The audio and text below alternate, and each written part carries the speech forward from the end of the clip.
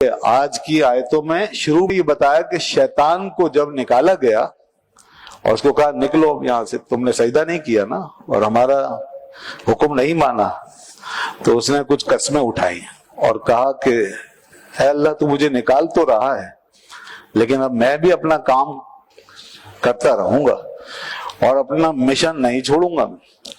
میں کیا کیا کروں گا؟ دیکھیے اس نے کہا تھا، بڑے وثوق سے کہا تھا، پہلے تو کہا کہ اب تو مجھے مہلت بھی دے دے، پھر اب جب تو مجھے نکال ہی رہا ہے تو مہلت دے، کب تک؟ قیامت تک۔ قال انظرنی الی یوم یبعثون، قیامت تک مہلت دے جب لوگ اٹھائے جائیں گے۔ قال انک من المنظرین، اللہ نے فرمایا جا تجھے مہلت دیتی ہے۔ قال فبما اغویتنی، پھر اس نے کہا تو پھر اب میں بھی یہ قسم اٹھا کے کہتا ہوں کہ جو تو نے مجھے گمراہ کر دیا، یہ ہے اس کی بے ادبی ہے۔ اب اس نے گمراہی کی نسبت حق تعالیٰ کی طرف کی، جبکہ پیچھے انکار خود کیا تھا اس نے، اور سجدہ اس نے نہیں کیا تھا، اور صرف انکار ہی نہیں کیا، دلیل بھی دی۔ اس نے کہا میں کیوں کروں سجدہ؟ خلقتنی من نار و خلقتہ من طین، تو نے مجھے آگ سے اور اسے مٹی سے بنایا، میں کیوں سجدہ کروں؟ یہ دلیل پیش کی اس نے۔ تو دیکھیے دلیل سب کے پاس ہے دنیا میں، دلیلوں سے مت گھبرایا کریں آپ۔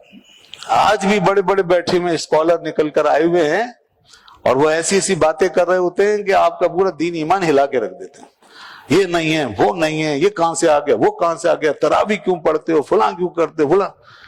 ایسے ایسے لوگ، ہر فرقے میں دلیل ہوگی۔ شیطان جب دلیل دے رہا ہے تو پھر باقی تو سب اس کی نسل ہی ہے نا، سب اس کے راستے پہ ہی چل رہے ہیں نا، تو وہ کیوں نہیں دیں گے دلیل؟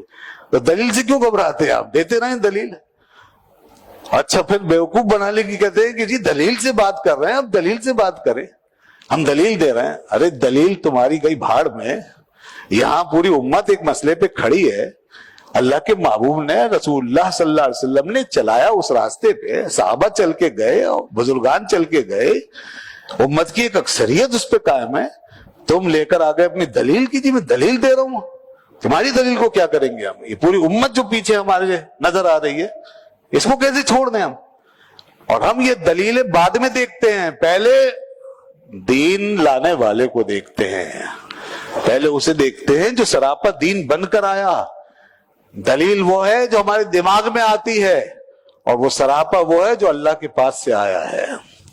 تو ہم اپنے دماغ کی بات کریں یا اس ہستی کو دیکھیں جو ہمیں نظر آ رہی ہے، اللہ نے جسے بھیجا ہے، اور پھر انہوں نے جو صحابہ کو سمجھایا۔ تو اسی لیے قرآن نے پہلی دفعہ میں سورہ فاتحہ میں یہ بات بتائی اور اس کو اسٹیبلش کر دیا کہ سیدھا راستہ وہ ہے صراط الذین انعمت علیہم، کہ جس پر انعام یافتہ بندے چلے، بس اس لیے چلتے چلے جائیں، بس جس پہ امت چلتی رہی ہے۔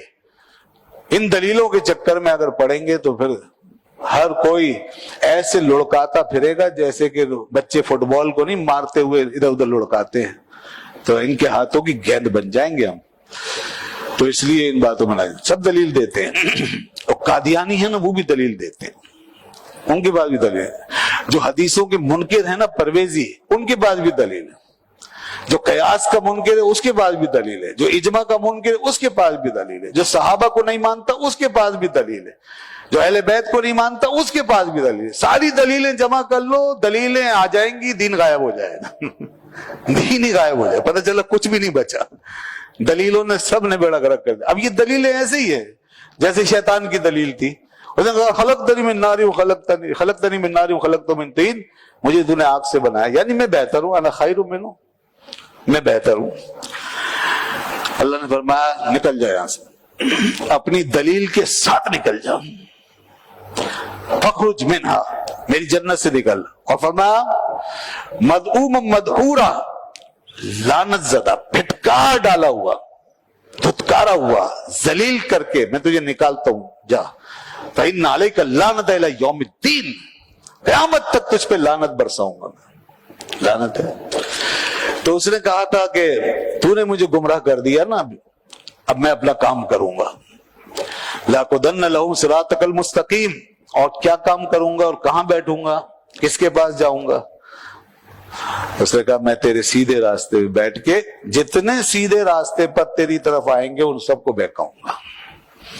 دیکھ لیجئے جناب، سیدھے راستے پہ ہی بیٹھا ہے وہ، ٹیڑھے راستے پہ نہیں بیٹھا ہوا، جو غلط ہو گئے ان کو بہکانے کی اسے ضرورت نہیں ہے، جو صحیح چل رہے ہیں انہی کو بہکانے کے لیے تیار بیٹھا ہوا ہے وہ، اور سارے آلات اور اسباب کے ساتھ اور ساری اپنی ہمتوں کوششوں کے ساتھ پورے مشن کے ساتھ آپ صحیح چلیں گے تو شیطان سے واسطہ ضرور پڑے گا، اور اگر غلط چلیں گے تو شیطان سے واسطہ نہیں پڑے گا، وہ پہلے ہی پڑ چکا ہوگا۔ اس کے بعد آرام سے چلتے جائیے، وہ کہے گا ہاں سیدھے چلے، اسی پہ چلے، اور سپورٹ بھی کرے گا، مدد بھی کرے گا، نہ کوئی وسوسہ ڈالے گا نہ آپ کو بہکائے گا، پھر آپ بڑے سکون سے چلیں گے، کیوں غلط چل رہے ہیں نا، سکون سے چلیں، اطمینان سے چلیں، ایسے چلیں گے کہ زندگی بھر چلتے رہیں گے، کبھی بھی کھٹکا پیدا نہیں ہوگا۔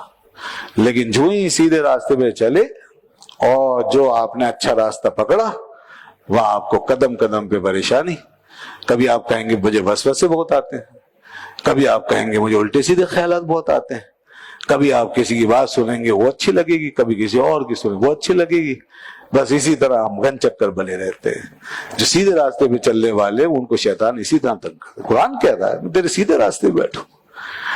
اسی لیے حضرت علی رضی اللہ عنہ نے فرمایا تھا کہ ہماری اور یہودیوں کی نماز میں وسوسے کا ہی فرق ہے، اندر کا جو فرق ہے نا، اوپر کے تو بہت سے فرق ہے، اندر کا فرق جو ہے دلوں کی کیفیت کے لحاظ سے وہ وسوسے کا فرق۔ ہماری نماز جو ہے اس میں وسوسہ بہت ہوتا ہے، آتا رہے گا، شیطان بار بار کرتا رہے گا، اور یہودی کی نماز میں وسوسہ نہیں ہوگا، وہ پڑھے گا، پڑھتا چلا جائے گا، اسے کوئی پریشانی نہیں ہوگی۔ کیوں؟ اس لیے کہ شیطان کو اس کو بہکانے کی ضرورت ہی نہیں ہے، اسے لگا رکھا ہے، ٹھیک ہے پڑھتے۔ یہ ہے فرق اصل میں، اس کو سمجھ لیجئے۔ اس لیے اہل حق جو ہے ان کی آزمائشیں زیادہ ہیں۔ اس کے بعد اس نے یہ بھی کہا ثم لآتینہم من بین ایدیہم ومن خلفہم وعن ایمانہم وعن شمائلہم، پھر ضرور میں آؤں گا ان کے پاس، ان اہل حق کے پاس جو بیٹھا ہے نا، بیٹھنے کا مطلب یہ نہیں ہے بیٹھا ہی ہوا ہے، بلکہ وہ بیٹھ کر کے پھر کس طرح حملہ آور ہوگا۔ کہتا ہے کہ ان کے سامنے سے آؤں گا، ان کے پیچھے سے حملہ کروں گا، ان کے دائیں سے، ان کے بائیں سے۔ وَلَا تَجِدُ أَكْثَرَهُمْ شَاكِرِينَ، اور اے اللہ تو ان کو اکثر و بیشتر شاکر نہیں پائے گا، میں انہیں تیرا شکر گزار نہیں ہونے دوں گا۔ یہ ہے اس کا سب سے بڑا وار کہ ناشکرہ بنا دیتا ہے، ناشکرہ بنا دیتا ہے۔ تو ناشکری سے بچیے۔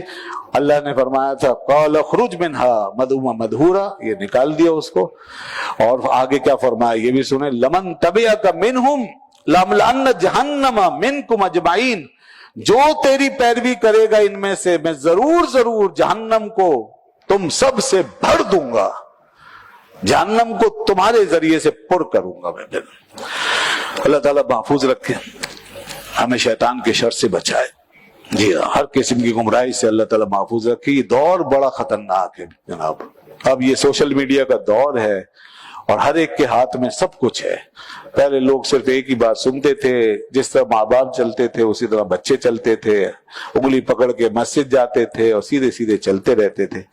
اب ایک بچہ مسجد بعد میں آتا ہے، امریکہ اور یورپ پہلے ہو کے آ جاتا ہے، یہاں کی بات بعد میں سنتا ہے، دنیا بھر کی باتیں پہلے سن لیتا ہے، ہر جگہ اسکولوں میں اور ادھر ادھر میڈیا پر جگہ یہ سب ہو چکا ہے دنیا میں۔ اس لیے یہ دور بڑا آزمائش کا دور ہے۔